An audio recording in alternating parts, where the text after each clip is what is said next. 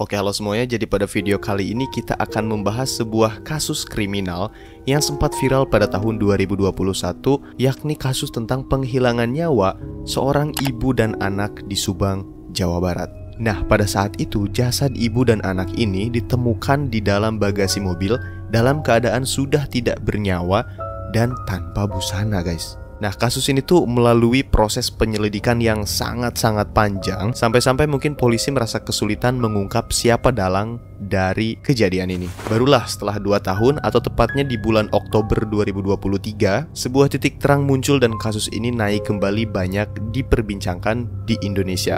Nah, semua ini tuh berawal dari si pelaku atau dari salah satu pelaku yang tiada lain, nama pelaku tersebut adalah Muhammad Ramdhanu alias Danu. Si Danu ini menyerahkan diri kepada polisi karena mungkin dia sudah merasa tidak nyaman atau merasa gelisah gitu ya menjalani kehidupannya, dan pada akhirnya dia mendatangi kepolisian dan kemudian mengaku dan menyerahkan semua yang dia ketahui. Dia ini menyerahkan diri kepada kepolisian gara-gara merasa sangat tertekan dengan apa yang selama ini dia simpan dan dia rahasiakan. Nah, seperti yang kita ketahui bahwa korban dari kasus ini tuh ada 2 orang, yakni Ibu Tuti dan anaknya Amalia Mustika Ratu atau yang biasa dipanggil Amel. Nah, dan si Danu ini tuh merupakan keponakan dari Bu Tuti dan sepupu dari si Amel ini. Nah, yang mengejutkan dari pengakuan Danu itu adalah dia menyebutkan siapa saja orang yang terlibat dalam kasus ini.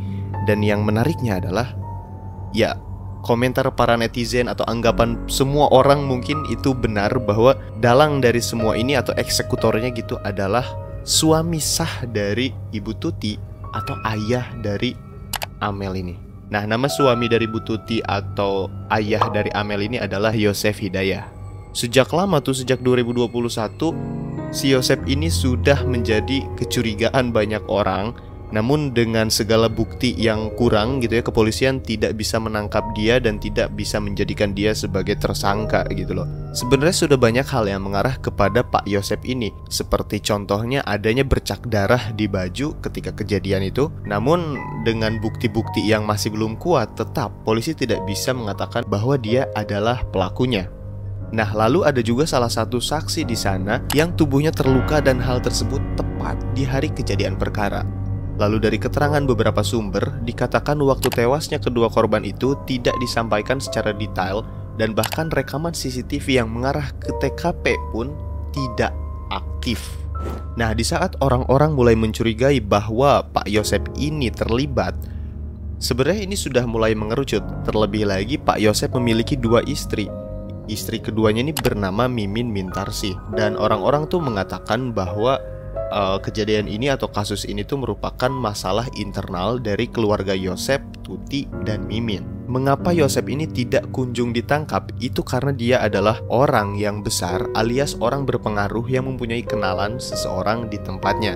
Dia dianggap memiliki banyak uang dan punya backing, sehingga dia tidak kunjung ditangkap. Nah, Pak Yosef ini menikah dengan istri keduanya itu pada tahun 2009. Yosef menikahi Mimin yang merupakan seorang janda anak 2 yang memiliki anak bernama Arighi Reksa Pratama dan Abi Aulia. Yosef dan istri barunya ini atau Mimin memiliki bisnis yayasan pendidikan bersama. Nah, akibat bisnis itulah hubungan antara Yosef dan Tuti itu mulai meregang. Yayasan tersebut adalah Yayasan Bina Prestasi Nasional yang mengelola SMP dan SMK di Desa Cijengkol, Kecamatan Serang Panjang. Tuti Suhartini atau istri pertamanya ini berstatus sebagai bendahara yayasan, sementara Amalia Mustika Ratu berstatus sekretaris yayasan ketika keduanya terbunuh. Terungkap bahwa Tuti memiliki peran yang lebih besar dalam bisnis tersebut dan bahkan anak-anaknya juga terlibat.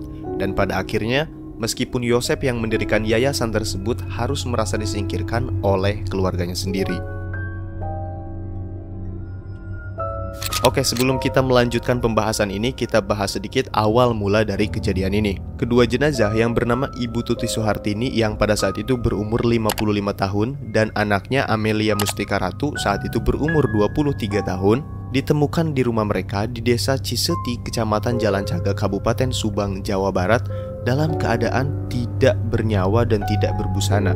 Nah, kedua jasad ibu dan anak ini ditemukan oleh suami atau ayahnya sendiri yang bernama Yosef Hidayah. Di saat itu Pak Yosep sebagai suami dan ayah dari korban berakting layaknya orang kaget, berakting juga layaknya orang yang tidak tahu apa-apa, dan dia benar-benar terpukul dengan kondisi tersebut. Pak Yosep ini menghubungi pihak kepolisian, dan tak lama Pak Yosep menghubungi, pihak kepolisian pun langsung datang ke TKP. Pihak kepolisian melakukan pemeriksaan di saat itu juga, tanpa harus menyelidiki jauh-jauh lagi. Tewasnya kedua jasad ini sudah jelas sekali adalah kasus penghilangan nyawa, dan pihak kepolisian langsung menetapkan hal tersebut berdasarkan hasil dari otopsi. Kedua korban ini diketahui memiliki luka yang cukup serius di bagian kepalanya dikarenakan pukulan akibat benda tumpul. Kemudian Ibu Tuti juga memiliki luka robek di bibirnya. Nah, pada saat polisi melakukan olah TKP nih, mereka menemukan adanya papan pencuci baju yang sudah dilumuri oleh bercak merah, yang diduga sebagai alat untuk menghabisi korban, serta pisau, karpet, dan 2 profil DNA asing di tempat kejadian. Polisi menduga bahwa Tuti dihabisi ketika ia sedang tertidur, jadi Ibu Tuti ini tidak melakukan perlawanan, sementara anaknya atau Amel itu melakukan perlawanan terlebih dahulu sebelum akhirnya dia dibunuh juga. Nah, bagaimana bisa Pak Yosep tidak diduga sebagai pelaku di awalnya? Dari keterangan Pak Yosep, ia berhasil beralibi mengatur semua alur cerita sehingga alur tersebut sangat meyakinkan. Dia mengatakan bahwa pada malam hari tidak berada di rumah kejadian, tapi melainkan dia berada di rumah istri keduanya. Lalu kemudian sekitar pukul 5 pagi, ia pulang ke rumahnya untuk mengambil peralatan golf. Jadi katanya Pak Yosep ini pulang ke rumahnya karena ia akan berolahraga. Namun pada saat ia sampai di rumah nih, ia masuk, ia mencari-cari keberadaan istri dan anaknya, ia panggil-panggil namun tidak ada jawaban. Dan Pak Yosep ini menemukan bercak merah yang mengarah ke mobil Alphard. Nah, karena hal tersebut, Pak Yosep membuka bagasi mobilnya dan ia menemukan istri dan anaknya itu sudah dalam keadaan tidak bernyawa, dalam keadaan tertumpuk dan tanpa busana. Sebenarnya dari awal itu polisi sudah menemukan banyak sekali sidik jari Pak Yosep. Namun itu tidak bisa dijadikan sebagai bukti karena mobil tersebut kan milik Pak Yosep nih. Nah, kemungkinan bisa jadi bahwa ya yang nyetir mobil tersebut adalah Pak Yosep, dan ya begitulah, itu mobil Pak Yosep gitu. Ditambah lagi, anak pertama dari pernikahan Yosep dan Tuti ini yang bernama Yoris memiliki kecurigaan bahwa dalang dari semua kejadian ini adalah ayahnya sendiri atau tiada lain dan tiada bukan Pak Yosep. Lalu apa hubungannya dengan Danu? Siapakah Danu dan mengapa dia melaporkan hal ini kepada Polda Jabar? Nah, Danu ini awalnya ditetapkan sebagai saksi guys. Dulu si Danu ini tuh sempat dicurigai sebagai pelakunya karena ada luka di tubuhnya. Dia dan lukanya itu terlihat sangat baru di hari kejadian. Namun Danu mengaku bahwa luka tersebut disebabkan karena terjatuh. Polisi itu sebenarnya udah curiga gitu ya. Namun polisi tidak bisa menetapkan Danu sebagai tersangka karena kurangnya bukti-bukti yang kuat. Nah, akhirnya si pelaku yang merupakan Yosep itu sendiri dan orang-orang yang membantunya itu tidak ditahan selama 2 tahun. Jadi bisa dikatakan bahwa kasus ini tuh bukan dari pengungkapan pihak berwajib, tapi merupakan pengakuan dari si pelaku sendiri.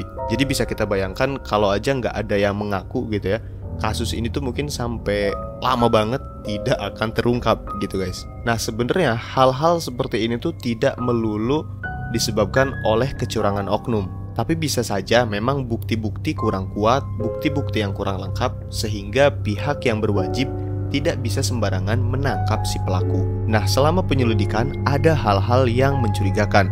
Tes DNA terhadap 2 anak Mimin itu tidak cocok dengan profil DNA yang ditemukan pada saat kejadian. Tes poligraf juga tidak membuktikan keterlibatan Yosef dan Mimin. Namun meskipun demikian, Yosef sempat mengirim surat kepada Presiden Joko Widodo pada Agustus 2022 meminta perlindungan hukum dan keadilan atas kasus tersebut. Dia juga meminta keterlibatan Presiden untuk mengungkap misteri kematian keluarganya dan memastikan kepastian hukum terhadap rumahnya yang masih dikepung oleh polisi. Nah, si Yosef ini memiliki kepercayaan diri yang tinggi karena dia sendiri yang melakukan, tapi dia percaya bahwa settingannya dia ini tidak akan terungkap gitu loh. Dia sampai minta bantuan presiden loh. Nah, setelah kita membahas kronologi dan kasus ini, sekarang kita bahas seseorang atau si Danu ini yang menyerahkan diri kepada pihak kepolisian.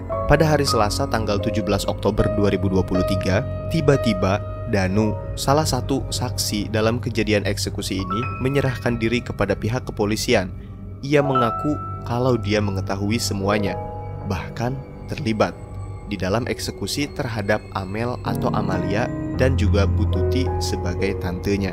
Kenapa setelah 2 tahun lamanya ia baru menyerahkan diri kepada pihak kepolisian dan melaporkan semuanya? Dari kabar yang beredar, dikatakan oleh kepolisian Polda Jawa Barat, Danu ini selama ini mendapat tekanan, tapi tidak dijelaskan tekanan dari siapa, apa tekanannya, dan mengapa dia begitu takut untuk mengungkapkan semuanya. Danu juga mengaku dia ini sudah berdiskusi dengan keluarga atas tekadnya untuk memberikan keterangan kepada pihak kepolisian dan juga sudah berkoordinasi dengan kuasa hukumnya.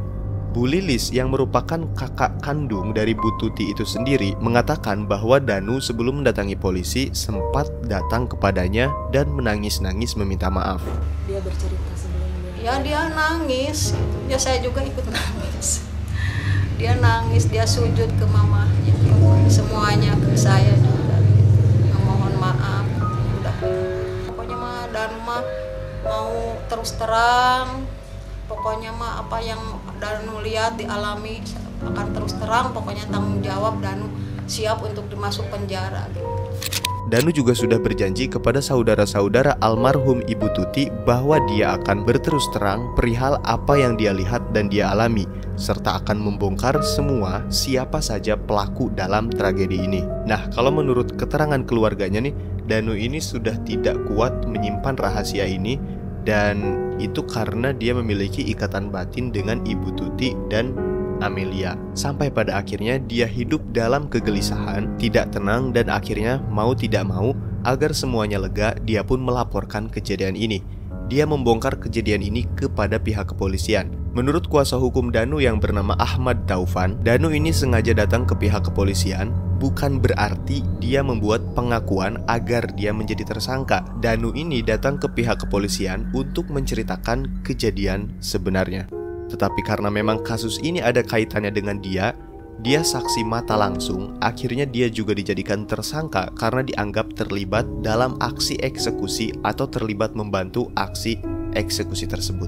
Nah, dari pengakuan Danu inilah semuanya terungkap bahwa yang melakukan semua ini atau dalang dari kejadian ini merupakan suami dari Ibu Tuti dan ayah dari Amel. Siapa lagi?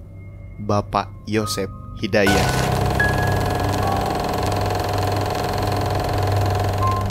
Danu juga mengaku bahwa dia tuh hanya disuruh untuk membawa golok gitu, dan hanya disuruh untuk menemani Bapak Yosep saja. Setelah tiba di sana, Danu ini menyadari kalau golok itu ternyata digunakan untuk mengeksekusi anak dan istri dari Yosep. Padahal dari awalnya Danu tuh nggak tahu apa-apa gitu.